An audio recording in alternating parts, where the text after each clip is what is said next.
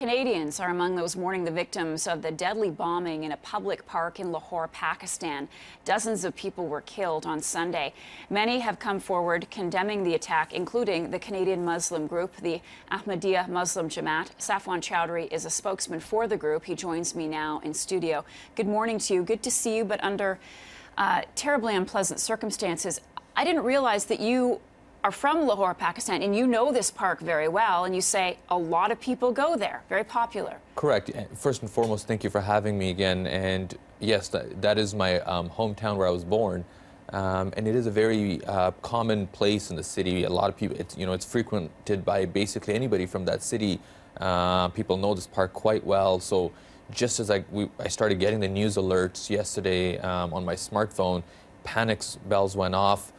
Just checking in with family and relatives over there.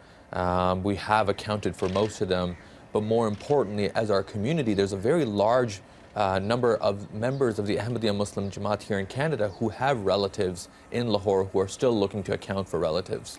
And because of the park's accessibility, its popularity, the fact that it was Easter and Christians would be there, that made it a target? Well, that's what the media reports say, and apparently the terror group behind it has alleged that as well, not to underscore the fact that many Muslims also lost their lives that were attending this park. And it goes to show that whether it's Brussels or Paris or Ankara, or in this case Lahore, Pakistan, these terrorists see no religion and have no faith. You know, we typically quickly find out about their alleged claim that they're doing this in the name of Islam. But what we often forget is that their number one victims, based on all data, have always been Muslims. And we have talked about this before. What are Muslims in the community saying about this when the religion is used as a tool to kill people, to create terror?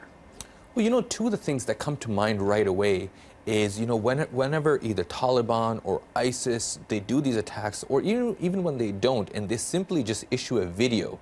ISIS has issued a new video. The video is on every news outlet. We get the translation in English right away, and the whole world knows the image of Islam they're presenting. Whenever, say, for instance, the world head of the Ahmadiyya Muslim Jama'at, Mirza Masroor Ahmad, who addressed all world leaders just last week in London, UK, presented the true peaceful message of Islam, and the video is available. It's on YouTube. It was broadcasted on our community channel, but not worldwide, the same way the terrorist group present their image of Islam. So not only are Muslims left confused, even non-Muslims are wondering, well, which one is the true image? Because the media is presenting the ISIS videos, but not the true and peaceful teachings of Islam.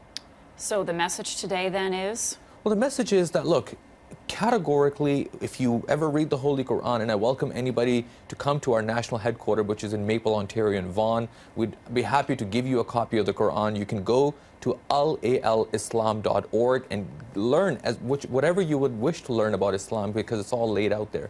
Nowhere does the religion teach these barbaric, heinous attacks.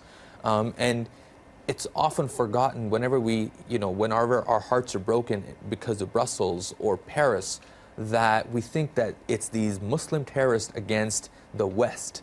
And we often forget that there have been more terror attacks in Turkey, which is a Muslim country. Yeah. There have been more terror attacks in Pakistan and elsewhere, Syria and Iraq, and the list goes on and on. The fact is, we are all in this together and fighting a common enemy, and not the West against Islam. All right, Safwan, thank you so much. You take care. Thank you. Appreciate you being with us. Safwan Choudhry.